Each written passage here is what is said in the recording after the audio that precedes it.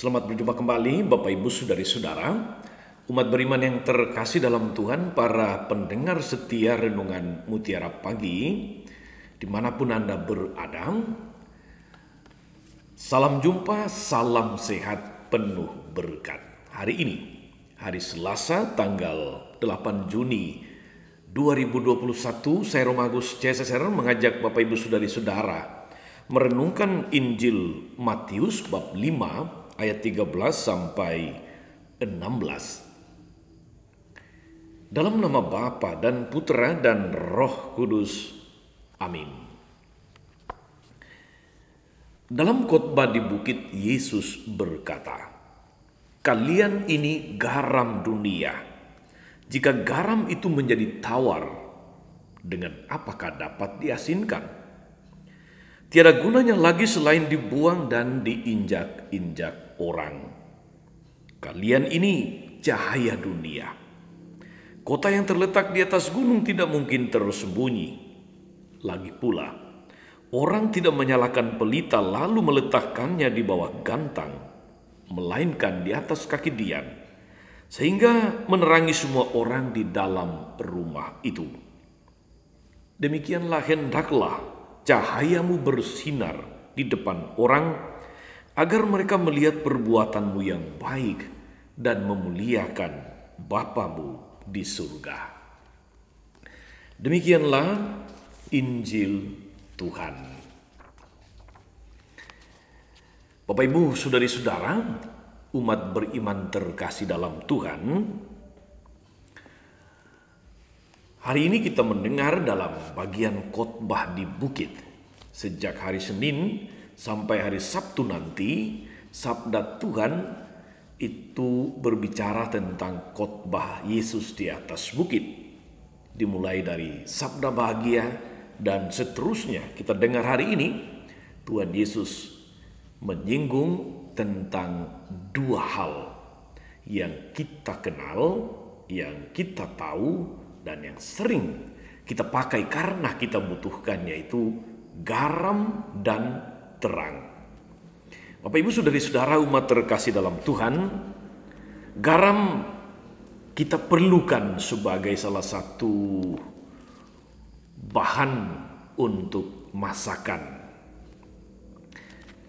Garam kita perlukan supaya masakan tidak hambar, supaya makanan enak. Garam itu adalah penyedap masakan salah satunya. Garam juga saudari-saudara berfungsi untuk mengawetkan dan menghindarkan sesuatu dari kebusukan.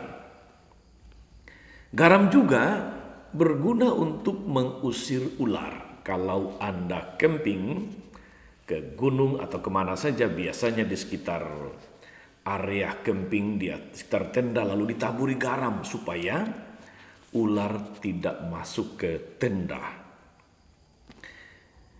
Dan garam juga saudari-saudara sebetulnya menjadi tanda kemurnian, tanda kesuburan. Saudari-saudara umat beriman terkasih dalam Tuhan, Yesus juga mengatakan, "Kamu adalah terang. Kamu adalah terang, kamu adalah garam, kamu adalah terang."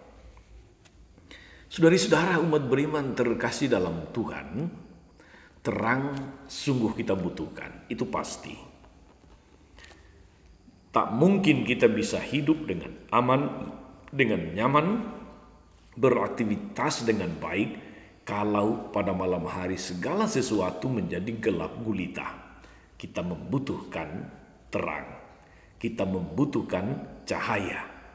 Tapi hari ini saudari-saudara, Yesus tidak mengatakan kepada kita jadilah garam atau jadilah terang. Yesus katakan, kamu adalah garam, kamu adalah terang. Artinya saudari-saudara, Yesus mengingatkan, menegaskan akan identitas kita sebagai orang Kristiani, yang adalah garam, adalah terang di dalam hidup bersama. Jadi bukan sebuah harapan, tapi sebuah penegasan Yesus, kamu garam, kamu adalah terang. Yang itu berarti saudara-saudari, kehadiran kita dalam hidup bersama dengan orang lain, dimanapun itu, kita adalah garam, kita adalah terang. Dan Yesus mengingatkan bahwa kehadiran kita itu haruslah kehadiran yang bermakna, kehadiran yang berdampak positif bagi orang lain, ibarat garam dan terang. Berdampak positif. Karena itu saudari-saudara, penegasan Yesus hari ini menjadi penting untuk kita, untuk menyadarkan kita akan jati diri kita sebagai pengikut Yesus. Bahwa dalam hidup ini atau sepanjang hidup ini, kehadiran kita haruslah kehadiran yang banyak membawa manfaat, banyak membawa efek-efek positif, banyak membawa dampak yang baik bagi banyak orang lain. Kamu adalah garam, kamu adalah terang. Sebuah penegasan, bukan sebuah harapan. Saudara-saudara, umat beriman terkasih dalam Tuhan, untuk bisa menjadi garam, untuk bisa menjadi terang, kadang-kadang memang tidak mudah, saudara-saudara. Karena itu butuh sebuah kematangan, kedewasaan rohani. Seringkali kita menjadi hitung-hitungan. Karena seringkali kebutuhan kita belum, atau kadang-kadang egoisme kita begitu kuat, sehingga untuk memikirkan orang lain seringkali menjadi tidak mudah. Tetapi tentu tidak semua. Kadang-kadang dalam dinamika hidup, dalam perjalanan hidup kita ingat akan identitas ini untuk menjadi garam, menjadi terang. Pada saat-saat tertentu kita lupa, atau dengan tahu dan mau kita membiarkan kesempatan di mana kita harus menjadi garam dan terang. Memang saudari-saudara, umat beriman terkasih, butuh proses menjadi. Untuk bisa menjadi garam bagi orang lain, tentu saja kita harus sadari apa syaratnya. Syaratnya adalah bahwa kita punya kemauan untuk berubah. Kemauan untuk diubah oleh Tuhan. Bayangkan saudari-saudara, garam itu kan tidak terjadi begitu saja. Garam itu berasal dari air laut, bahan dasarnya itu kemudian dijemur atau dikeringkan, lalu kemudian terbentuklah garam. Jadi butuh proses menyediakan diri sebagai bahan dasar, bersedia dibentuk, bersedia berubah, baru kemudian berdampak bagus. Itulah garam. Terang pun begitu, Bapak Ibu Saudari-saudara. Lihatlah lilin ketika dinyalakan atau dibakar. Dia akan menyala, dia menerangi sekitarnya, tapi lihat lilin itu, ini ada lilin, pelan-pelan dia akan habis terbakar. Tapi dengan demikian, dia memberikan terang, dia memberikan manfaat, dia memberikan dampak positif bagi sekitarnya. Itulah kita yang harus menjadi garam, harus menjadi terang di dalam hidup bersama. Dengan satu syarat, kita mau berubah, kita mau dibentuk, kita mengikuti prosesnya. Dengan demikian, pastilah hidup kita menjadi hidup yang bermanfaat. Hidup kita, kehadiran kita menjadi kehadiran yang berdampak. Kehadiran kita menjadi kehadiran yang membawa berkat bagi orang-orang di sekitar kita.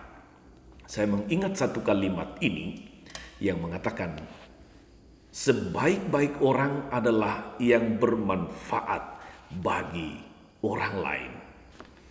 Selamat beraktivitas. Jangan lupa untuk menjadi garam, menjadi terang bagi siapapun, di dalam keluarga, di tempat kerja, atau di mana saja Anda berada. Tuhan Yesus memberkati. Maria Bunda selalu menolong, setia mendoakan kita semua. Salam 52. Marilah berdoa. Tuhan Yesus Kristus, kami bersyukur karena Engkau melalui khotbah-Mu di atas bukit menegaskan akan jati diri kami menjadi garam dan terang. Mampukan kami untuk sadar bahwa dalam setiap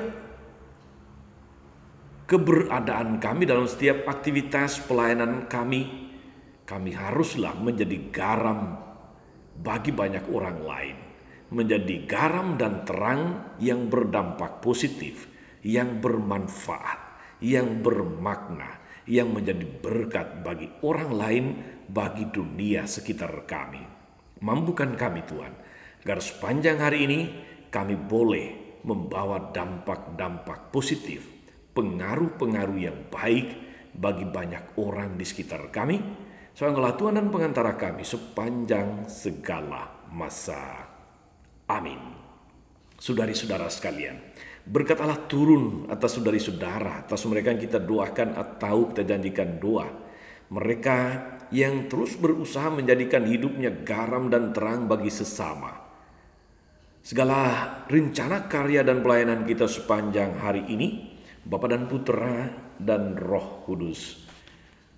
Amin. Jangan lupa like, subscribe, nyalakan lonceng notifikasinya. Salam 52, Tuhan memberkati.